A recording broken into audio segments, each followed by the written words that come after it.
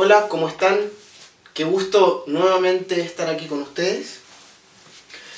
En esta tercera unidad vamos a ver el procedimiento administrativo, que es la forma como los órganos de la administración del Estado adquieren ese conocimiento para luego emitir su voluntad a través de un acto administrativo.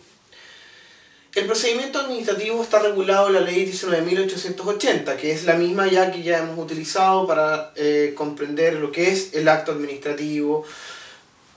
Y en este sentido, la ley 19.880 tiene ciertas características. En primer lugar, es una ley que regula principios y criterios generales a los cuales deben ajustarse los procedimientos administrativos del órgano de administración del Estado.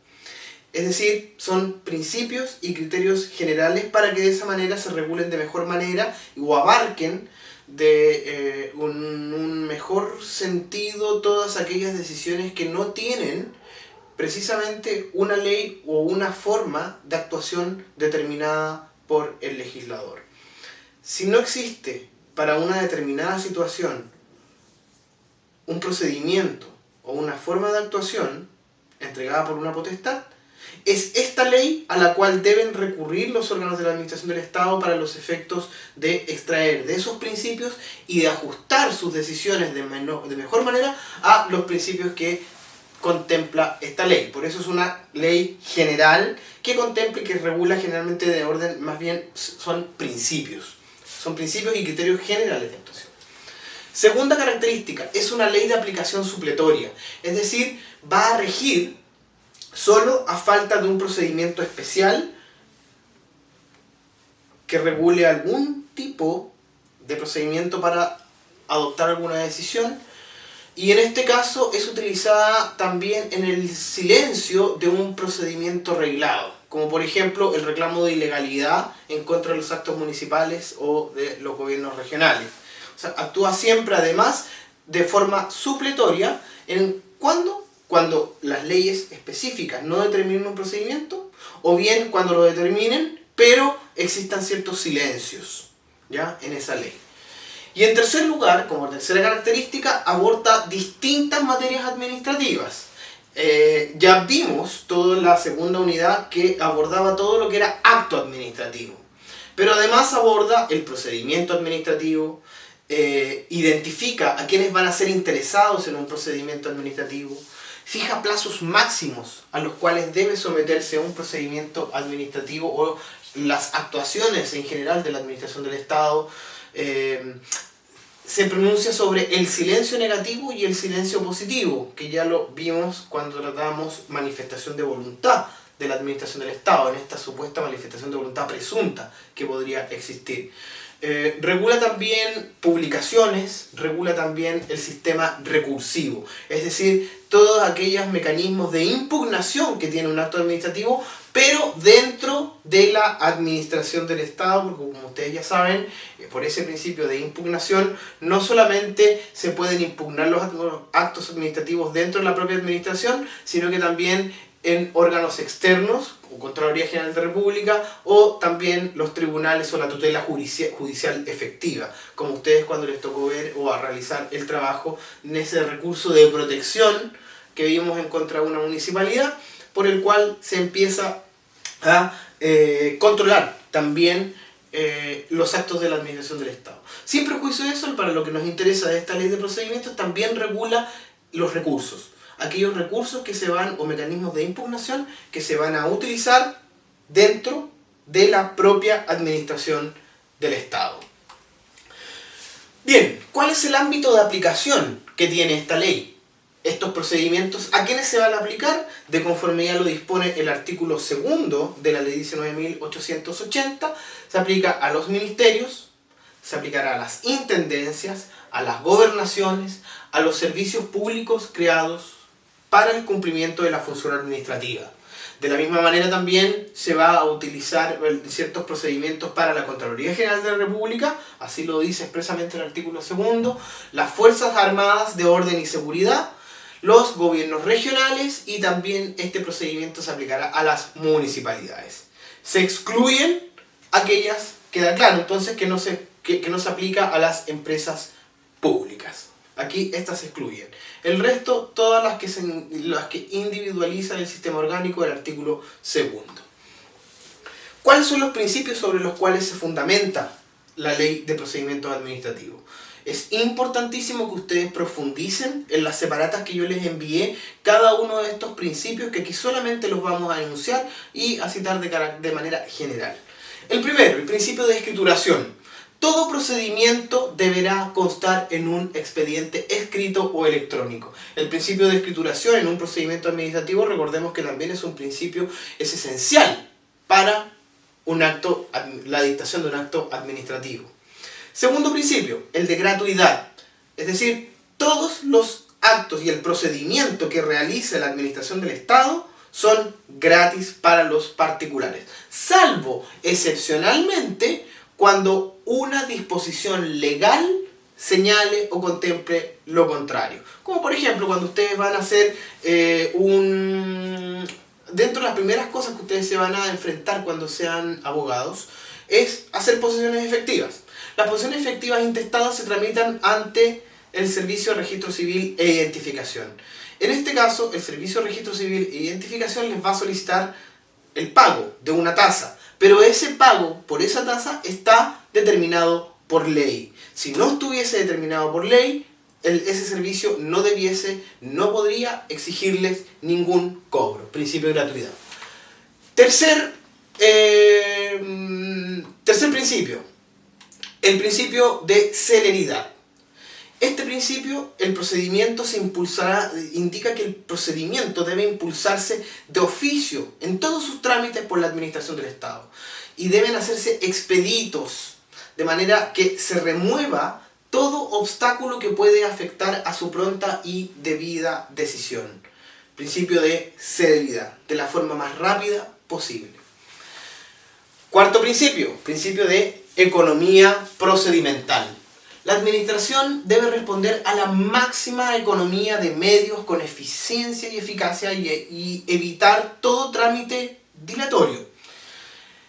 Se decidirán, así por ejemplo, en un solo acto, todos aquellos trámites que por su naturaleza admitan un impulso simultáneo, siempre que no sea, por cierto, obligatorio un cumplimiento sucesivo. Es decir, economía procedimental, removamos obstáculos, evitemos trámites dilatorios y tratemos de resolver en un solo acto administrativo o en una sola etapa del procedimiento todos aquellos actos que puedan resolverse de una sola vez y evitando de esa manera dilatar.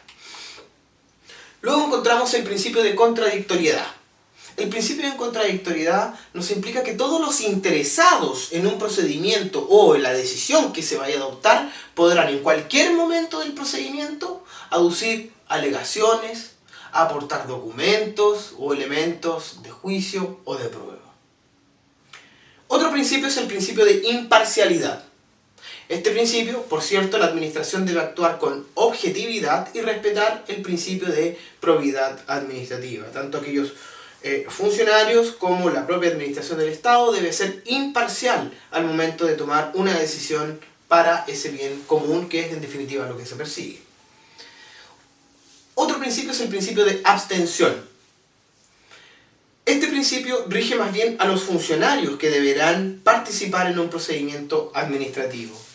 El principio de abstención exige que los funcionarios que van a participar en las decisiones en las que puedan tener interés él o sus parientes. Ellos deberán abstenerse de participar en el procedimiento, de tomar conocimiento, de participar en cualquier etapa de ese procedimiento administrativo. Con mayor razón en la resolución final que se dicte, el acto administrativo terminal. Otro principio es el principio de la no formalización. El procedimiento debe desarrollarse con sencillez y eficacia, de modo que las formalidades que se exijan sean aquellas indispensables para dejar constancia indubitada de lo que se actúa y evitar perjuicios a los particulares. Es decir, la escrituración no se contrapone con la no formalización. Por el contrario, todo debe ser escriturado. Sin embargo, el principio de no formalización dice relación con no entrabar de mayor manera y no pedir formalidades más allá de las que expresamente la propia ley señala. Por ejemplo, si se requiere una declaración de un interesado, basta con que esa declaración conste de manera escriturada. No tiene por qué exigirse que sea además por escritura pública, salvo cuando la ley expresamente lo señala. ¿Se fijan? En ese caso se estaría exigiendo una formalidad que la ley no indica. Otro principio del procedimiento administrativo es el principio de inexcusabilidad. ¿Qué significa esto? Que la administración está obligada a dictar una resolución expresa en todos los procedimientos y a notificarla, cualquiera sea su forma de iniciación. Requerido un órgano de la administración para intervenir en un asunto que no sea de su competencia, precisamente por esta inexcusabilidad, el órgano deberá recibir esos documentos, dictar la resolución, notificándola al interesado que no es de su competencia, y es el mismo órgano quien debe enviar esos antecedentes al órgano competente y que tenga potestades para resolver. No puede, por ejemplo, en este caso, ese órgano de la administración decir: señor particular, estas cosas yo no las veo, así que llévesela a usted y vaya a presentarla a otro servicio. No, el servicio está obligado a recibirla, a dictar la resolución, en virtud del cual informa que no es competente para conocer, informársela al interesado y derivar los antecedentes al órgano de la administración que sí le corresponde esa potestad. Otro principio es el principio de la impugnabilidad. Ustedes ya conocen este principio. Todo acto administrativo es impugnable por el interesado mediante los recursos administrativos, que los veremos también en la próxima clase, dentro de la propia administración, como son el recurso jerárquico y el recurso de reposición. Todo acto de la administración del Estado es impugnable a través de los recursos que establece la 19.880. Otro principio es el principio de transparencia y publicidad. El procedimiento administrativo se realiza con transparencia de manera que permita y promueva el conocimiento y contenido de los fundamentos que le sirvieron para tomar una decisión y que se adopten en él. Salvo la única excepción a este principio es que una ley de quórum calificado determine que ciertos procedimientos o ciertas materias que componen un procedimiento administrativo deban estar sujetos bajo el secreto o bien la reserva. Y finalmente, el último de estos principios es el principio conclusivo. Esto quiere decir que todo procedimiento administrativo iniciado por la administración del Estado debe de tener un término. Es decir, debe de tener la resolución final, el acto administrativo, o bien determinarse alguna de las otras causales que también veremos a continuación, por las cuales un procedimiento administrativo debe terminar. La idea de esto es que los procedimientos administrativos no se mantengan para siempre vigentes. Ahora bien, para iniciar un procedimiento administrativo se requiere ser capaz. ¿Quiénes son capaces? La norma general de la ley de bases de los procedimientos administrativos: son capaces todos los mayores de 18 años. Incluso más, existe una norma de extensión, donde también los menores de edad pueden iniciar un procedimiento administrativo en la condición de que estos sean para el ejercicio y defensa de sus propios derechos e intereses, y que obviamente su actuación esté permitida por el ordenamiento jurídico. De esta manera, ¿quiénes son capaces para iniciar un procedimiento administrativo? Todos los mayores de 18 años e incluso los menores de 18 años en la defensa de sus propios intereses o para el ejercicio de sus propios derechos. Ellos pueden iniciar un procedimiento administrativo. Ahora, ¿quiénes van a ser los interesados? Así como ustedes en el derecho, ustedes cuando ven derecho procesal o están bastante acostumbrados, asimilados a ver lo que es el derecho procesal, los abogados litigantes ante los tribunales hablamos de parte. ¿Quiénes son parte? Y se habla de partes en el Poder Judicial, en los trámites judiciales, porque ambas están en conflicto y el juez, en este caso, es un ente objetivo e imparcial. Existe un conflicto y ese conflicto debe ser resuelto por un tercero interesado llamado juez. Por eso se habla de partes en un proceso judicial. Aquí estamos en un proceso administrativo dentro de la propia administración del Estado. Y la administración del Estado no va a resolver un conflicto entre dos sujetos. La administración del Estado siempre va a primar y va a velar, y su objetivo no es resolver conflictos, sino es velar por el bien común y llevar a cabo sus decisiones para su final conclusión. Entonces, en un procedimiento administrativo no podemos hablar de parte. En un procedimiento administrativo hablamos de interesados. ¿Y quiénes van a ser los interesados en un procedimiento administrativo?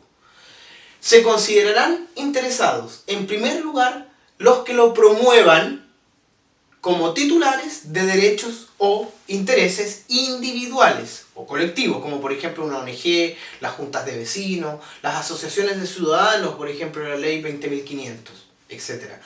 Ellos promueven una solicitud ante la administración del Estado y de esa manera, como interesados, están promoviéndolo porque tienen derechos individuales o colectivos y son titulares de esos derechos. Primero. Segundo, los que sin haber iniciado el procedimiento, sin haberlo promovido, tengan derechos que puedan resultar afectados por la decisión que se adopte por la administración del Estado. Como por ejemplo, una junta de vecinos solicita que se dicte un acto administrativo de demolición, pero de concederse esa demolición, le va a afectar al dueño del inmueble. ¿Se fijan? Ese dueño del inmueble es también interesado, pese a no haber promovido el procedimiento administrativo. Es interesado porque tiene derechos que puedan resultar afectados con la dictación del acto administrativo. Recapitulando, primero, quienes promuevan el procedimiento administrativo como titulares de derechos o intereses. Segundo, los que sin haber promovido, sin haber iniciado un procedimiento administrativo puedan tener derechos que se vean afectados por la dictación del acto administrativo terminal. Y en tercer lugar, también serán interesados aquellos cuyos intereses, acá no estamos hablando de derechos, solamente son intereses individuales o colectivos, puedan resultar afectados por la resolución y se apersonen dentro del procedimiento antes de que se haya dictado el acto administrativo terminal. Una botillería o una botillería dentro de un determinado barrio, la Junta de Vecinos promueve una solicitud para que se revoque la patente entregada a esa botillería. ¿Quiénes lo inician? La Junta de Vecinos. ¿A quién le afecta? Al dueño de la botillería. También es interesado. Pero además hay una serie de vecinos que sí están de acuerdo con que se mantenga esa botillería. Ellos no tienen ni derechos ni tampoco se ven individualmente, pero pueden tener un interés en que se mantenga una botillería cerca de su barrio. Ellos también pueden apersonarse en el procedimiento administrativo hasta antes de que se dicte el acto administrativo terminal, en cuyo caso ellos también serán considerados interesados. Esos son los tres interesados, las tres sujetos que pueden considerarse interesados en un procedimiento administrativo. Veremos que los interesados tienen ciertos derechos dentro de este procedimiento, como por ejemplo ejercer los respectivos recursos, presentar pruebas, se benefician de este principio de contradictoriedad que habíamos visto precedentemente. Todos estos interesados pueden actuar por sí o también pueden hacerlo por apoderados. En este caso, si son para comparecer, todo lo hacen por sí, pero por apoderados también que no requieren, no necesariamente pueden ser abogados. Los apoderados en este caso para constituir poder a un tercero para que represente al interesado, debe realizarse por documento privado suscrito ante un ministro de fe, es decir, la típica firma autorizada ante notario. Este apoderado va a tener todos los derechos y prerrogativas que tendría un interesado. Hay otro elemento importante que debe considerarse y también forma parte de las generalidades del procedimiento administrativo, que tiene que ver con los plazos. Los plazos en un procedimiento administrativo tienen distintas características. La primera de ellas, por ejemplo, que los plazos son de días hábiles, siendo inhábiles los sábados, los domingos y los festivos. Ojo, vemos una diferencia en los plazos de un procedimiento administrativo con los plazos de un procedimiento judicial. En un procedimiento judicial, los días sábados también son hábiles. En un procedimiento administrativo, los sábados son inhábiles. Por lo tanto, son inhábiles los sábados, los domingos y los festivos. Los plazos obviamente se van a computar desde el día siguiente, aquel en que se notifique o se publique el acto administrativo que o bien se produzca su estimación o desestimación en virtud del silencio administrativo también. Existe otra característica en cuanto a los plazos que debe ser evidenciada, que los plazos son prorrogables. Los plazos son prorrogables de oficio por la propia administración o a petición de un interesado, siempre y cuando, por cierto, no perjudiquen los derechos de terceros. Esta ampliación de plazos tiene una regla, sí. Un plazo no puede ser por la propia administración o por un interesado prorrogado constante y permanentemente, sino que los plazos pueden ser solamente prorrogados por una sola vez y no podrá exceder esa prórroga a la mitad del plazo establecido en la ley para su cumplimiento original. Es decir, en ningún caso, en primer lugar, un plazo ya vencido no puede ser objeto de ampliación, pues ya venció. Por lo tanto, para pedir una ampliación o para decretar una ampliación, tiene que hacerse antes de su vencimiento. 1. 2. ¿Y por cuánto tiempo se puede ampliar? Se puede ampliar solo hasta por la mitad del tiempo del plazo establecido por ley para el cumplimiento de ese trámite en específico. Los plazos así, en tercer lugar, y precisamente por esta prórroga, no son fatales. Bien. Sí, independiente de estas características generales de los plazos, también la ley 19.880 establece ciertos plazos que son específicos. Y así encontramos, por ejemplo, los plazos de recepción y envío, que generalmente es el plazo que tiene la oficina de partes una vez que recibe la solicitud de alguna solicitud. Los plazos para recibir y para enviar es un plazo de horas. Y es un plazo de 24 horas siguientes a su recepción. De esta manera, el funcionario del órgano que le corresponda resolver que reciba una solicitud o documento o expediente, deberá hacerlo llegar a la oficina correspondiente a más tardar dentro de las 24 horas siguientes de su recepción. Se ingresa a oficina de partes y oficina de partes tiene un plazo de 24 horas para remitirlo a quien corresponda. Plazo de recepción y envío, 24 horas. Otro plazo específico que establece esta ley son los plazos para las providencias de mero trámite. Y en este caso deberán dictarse por el funcionario que corresponde dentro del plazo de 48 horas contados desde la recepción de la solicitud, documento o expediente en su propio despacho. Tiene 48 horas para dictar la resolución o la providencia respectiva. En tercer lugar, tenemos plazos para los informes. Cuando un ministerio, por ejemplo, pide algún órgano de la administración del Estado le pide a otro órgano de la administración que evacúe algún informe, estos informes, dictámenes u otras actuaciones similares deberán evacuarse dentro de un plazo de 10 días, contados desde la petición de la diligencia.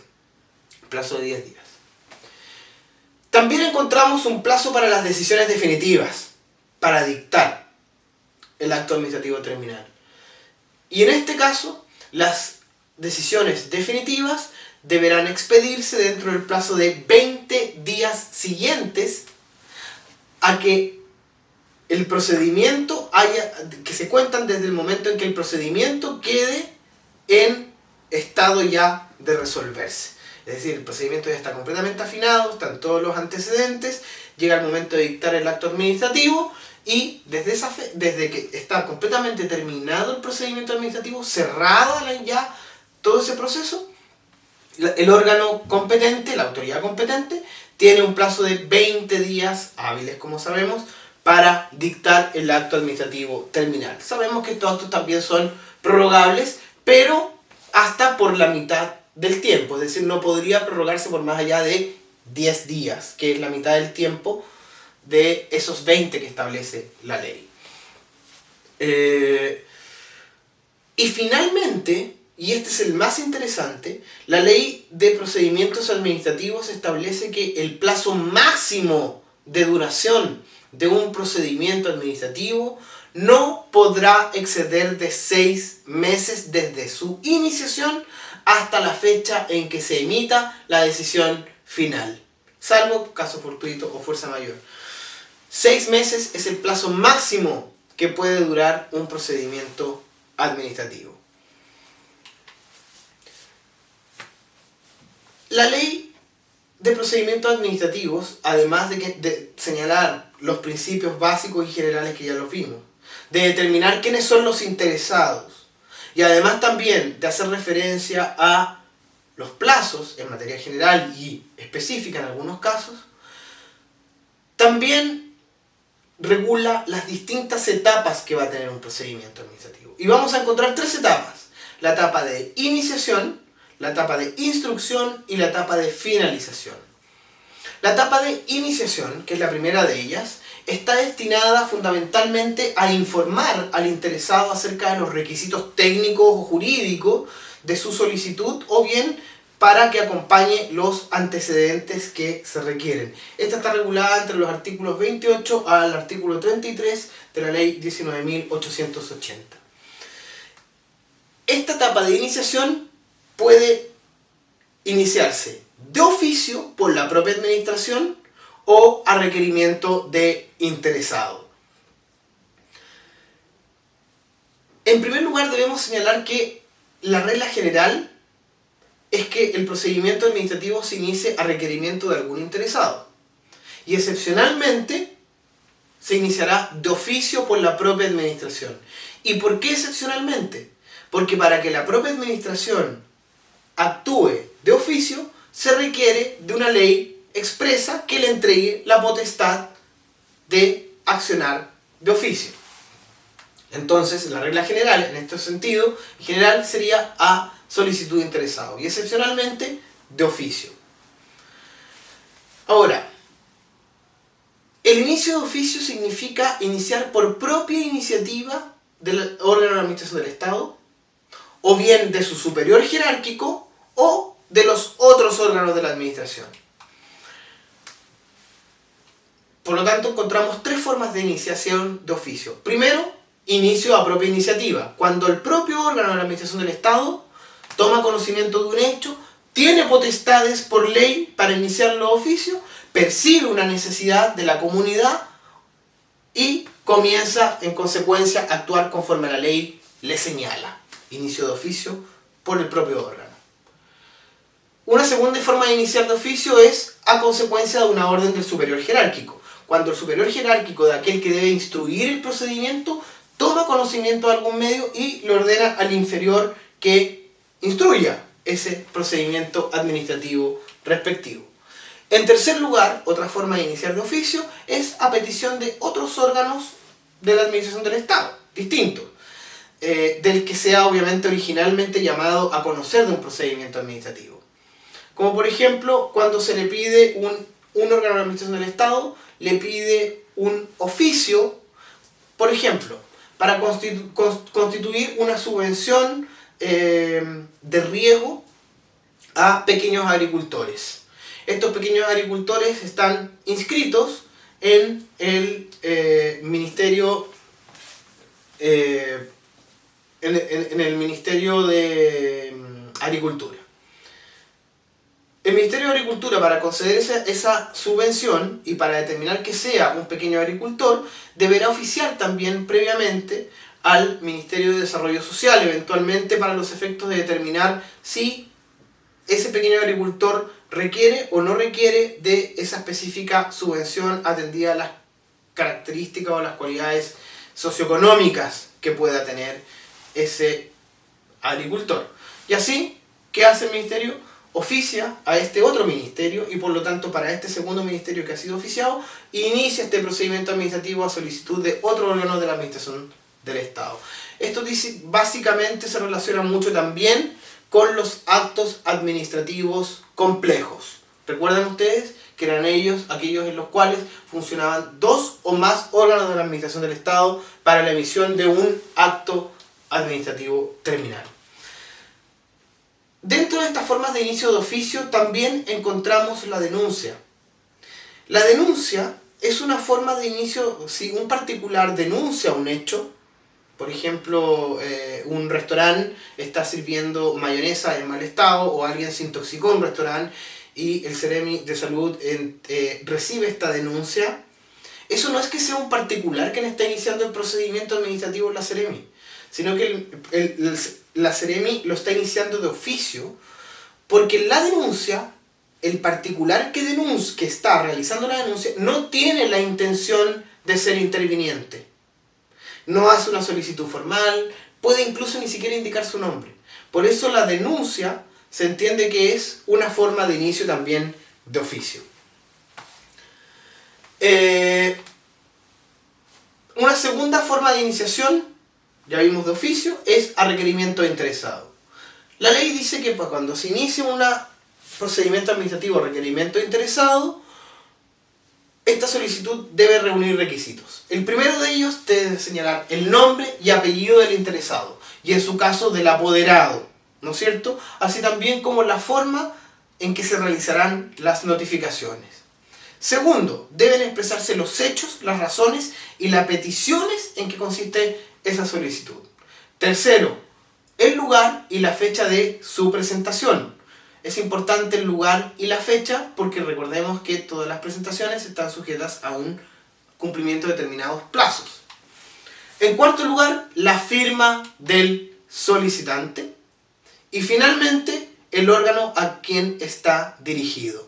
Aquí el órgano está obligado a dar recibo y recepcionar esa presentación. Independiente, como ya sabemos, que sea un órgano incompetente, pues ese órgano, por el principio de inexcusabilidad, deberá remitir los antecedentes al órgano que sí sea competente en la administración del Estado, informándole al particular del respectivo envío. Si al iniciarse a solicitud de parte un procedimiento administrativo, en esta primera etapa de iniciación, el órgano de la administración del Estado observa de que faltan de repente algunos antecedentes que deba aportar, fotocopia de su cédula de identidad, por ejemplo, o la petición concreta, le informará al particular que faltan esos documentos y este particular tendrá un plazo de 5 días hábiles para subsanar la falta o acompañar los respectivos documentos. Y en caso de que no lo hiciere, se entiende este particular desistido de ese procedimiento administrativo. Veremos al final que el desistimiento es también una forma del principio conclusivo. La segunda etapa es la etapa de instrucción. En esta etapa es donde se desarrollan y se recopilan todos aquellos antecedentes necesarios para la determinación, conocimiento y comprobación de los actos en virtud de los cuales deba pronunciarse el acto administrativo terminal. Los actos de instrucción se deben realizar de oficio por el propio órgano de la administración del Estado que tramita el procedimiento, sin perjuicio del derecho de los interesados de proponer también diligencias o si se trata de trámites que la ley, en algunos determinados casos, coloca en manos del interesado. Principio también de celeridad, recordemos acá.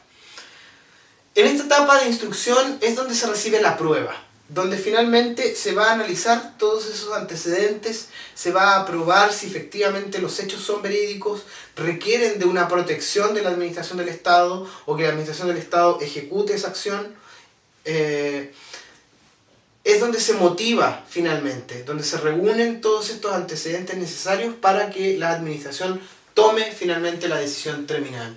Se permite acá, en este periodo, cualquier medio de prueba admisible en derecho, ordenándose incluso, en aquellos casos que sea necesario, un periodo para recibir esa prueba. ¿Cuándo, por ejemplo, se puede fijar un periodo probatorio? Cuando a la administración no le consten los hechos que se están alegando, como por ejemplo cuando sea un reclamo, o bien la naturaleza del procedimiento lo exija. Puede también ordenarse un periodo específico de prueba, como por ejemplo en todos aquellos casos donde pueda tener interés predios indígenas, siempre se requiere de consulta indígena, es decir, dentro de esta etapa siempre se va a requerir escuchar, hacer una audiencia pública.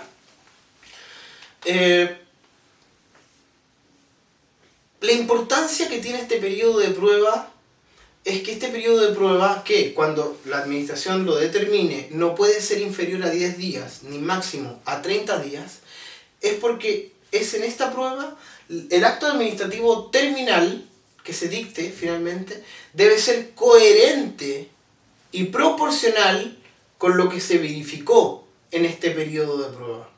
Principio de proporcionalidad. ¿Recuerdan ustedes cuando lo vimos como requisito de validez de los actos administrativos? Precisamente ese principio de proporcionalidad se vincula y se manifiesta a través de esta coherencia que existe entre el acto administrativo terminal y el periodo de prueba. Sin embargo, estos hechos que se puedan probar van a ser apreciados por la administración en conciencia, no conforme a derecho. ¿Qué significa esto? Que los informes que puedan emitir peritos, por ejemplo, no son vinculantes para la administración. Y la tercera y última etapa es la etapa de la finalización. En esta etapa se pone término al procedimiento administrativo, que por regla general es a través de la dictación del acto administrativo terminal. Sin embargo, también puede terminar por maneras anómalas, como por ejemplo el desistimiento, la renuncia, la declaración de abandono o la renuncia o extinción del derecho en que se funda la solicitud. La resolución final, como ya sabemos, es el acto administrativo terminal. Es la resolución que pone fin al procedimiento y se debe emitir un pronunciamiento expreso y siempre fundado respecto de las cuestiones planteadas por los interesados. Esto es el acto administrativo que ustedes ya conocen. La forma normal de dar término a un procedimiento administrativo. Sin embargo, existen formas anómalas, como por ejemplo el desistimiento. Todo interesado podrá, por cualquier medio que permita su constancia, por escrito obviamente, desistirse de su solicitud. Si la iniciación se hubiese formulado por 2 o más personas, ese desistimiento solamente va a afectar a quien se desiste, no al resto. Es decir, el desistimiento es la propia actuación del interesado en no seguir adelante con el procedimiento, pero de manera expresa. Debe así señalarlo. Desistimiento. Otra causal es la renuncia a los derechos, que también puede renunciar a sus derechos cuando no esté, por ejemplo, prohibida su renuncia, o se extingue el derecho que tiene ese particular para seguir adelante con ese procedimiento administrativo. Y finalmente, dentro de esta forma anómala, encontramos el abandono.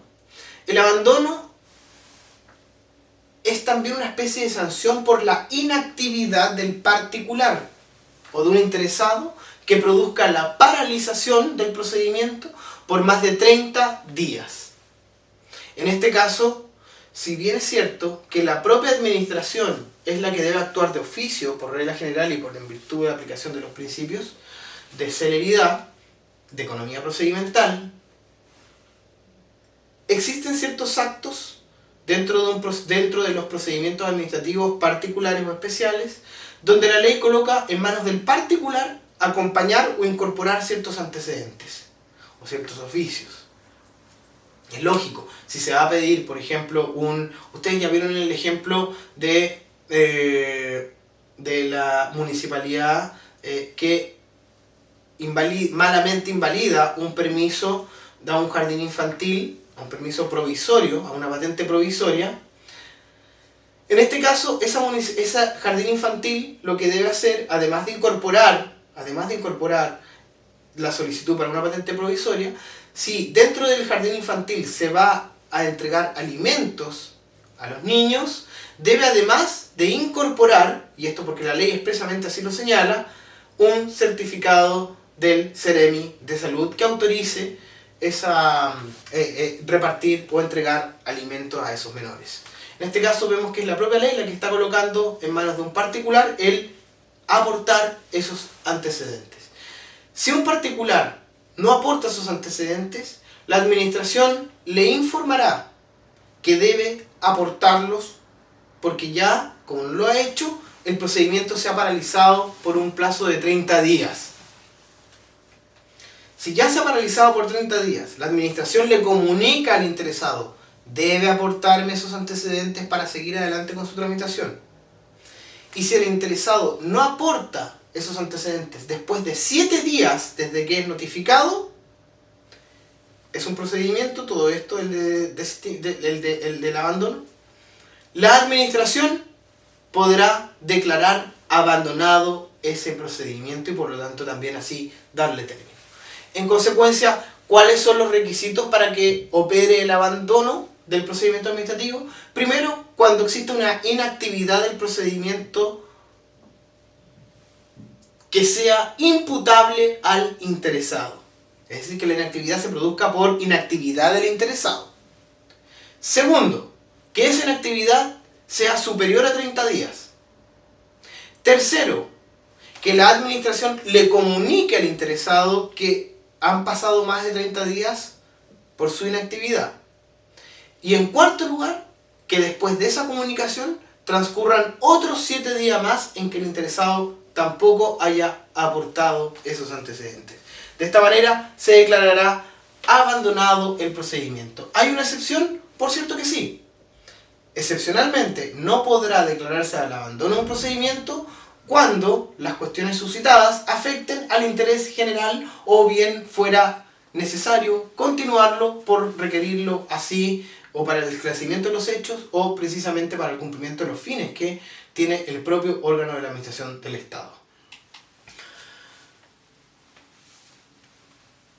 Finalmente, una vez dictado el acto administrativo, la forma normal o bien declarado el abandono, el acto administrativo debe notificarse, o la forma de término debe notificarse.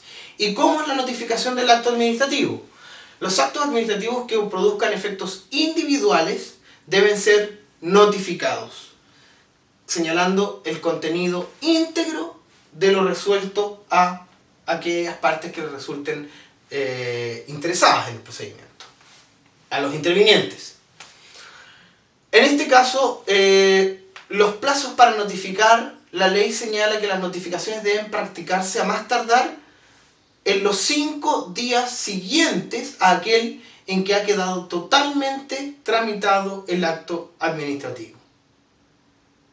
Los actos administrativos también, cuya notificación debe hacerse a personas cuyo paradero se ignora, deberán, o que no han señalado en su solicitud el lugar, la forma de realizar la notificación, ese acto deberá publicarse en el diario oficial, al igual que aquellos que produzcan efectos generales. ¿Recuerdan ustedes cuando vimos la diferencia entre los actos administrativos que producen efectos individuales y aquellos que producen efectos generales? Si el acto administrativo produce efectos generales, en este caso se publican en el diario oficial los días 1 o los días 15 de cada mes. La notificación de un acto administrativo puede, de la misma manera, cuando es individual, cuando produce efectos individuales, puede notificarse por carta certificada dirigida al domicilio de señalado en la primera presentación del interesado, o de manera personal, en el cual se encomienda a un funcionario público para que vaya y concurra al domicilio y notifique personalmente al interesado del acto administrativo terminal, o bien de la forma anómala por la cual ha terminado. La notificación, ahora, así vemos entonces que las notificaciones, efectos individuales, deben notificarse por cédula o personalmente. Sin embargo, también se permite la notificación tácita. ¿Cuándo opera esta? Cuando el interesado realiza cualquier actividad en el procedimiento administrativo que da a entender que conoce la resolución final. Así, por ejemplo, si el acto administrativo terminal es un acto administrativo de gravamen hacia el interesado, y antes de que le sea notificado, ya sea o por carta certificada o de manera personal, el interesado presenta un recurso jerárquico o un recurso de reposición. Lo que está haciendo ahí ese particular es tácitamente realiza una actuación que da a conocer que el interesado tomó conocimiento del acto administrativo terminal. En consecuencia, esas son las bases generales, los principios específicos, o sea, los principios generales que establece el procedimiento, determina quiénes son los interesados, determina quiénes son apoderados y cómo pueden ser apoderados, establece las reglas generales respecto a los plazos de un procedimiento administrativo y finalmente establece las 3 etapas de este procedimiento administrativo: la iniciación, la instrucción y la finalización. La iniciación, que puede ser de oficio o a solicitud de interesado, cada una con sus características ya vistas. La parte de la instrucción es donde se reúne la prueba, que es todos esos antecedentes por los cuales va a tener a la vista la administración para dictar el acto administrativo terminal. Y finalmente la finalización, que puede ser en una forma normal, a través de la dictación del acto administrativo terminal, o bien una forma anómala, como es el desistimiento, decaimiento o bien el abandono del procedimiento, cada uno también con esos requisitos ya vistos y que ustedes terminarán de complementar y de revisar de manera cuidadosa en los apuntes que les fueron enviados. Espero la próxima reunión que tengamos por este medio vamos a analizar la solemne y por lo tanto conversaremos nuevamente de lo que de ese caso que les fue entregado y haremos una primera aproximación y veremos dónde y cómo abordarlo. Les agradezco mucho su permanencia y nos vemos la próxima clase. Gracias.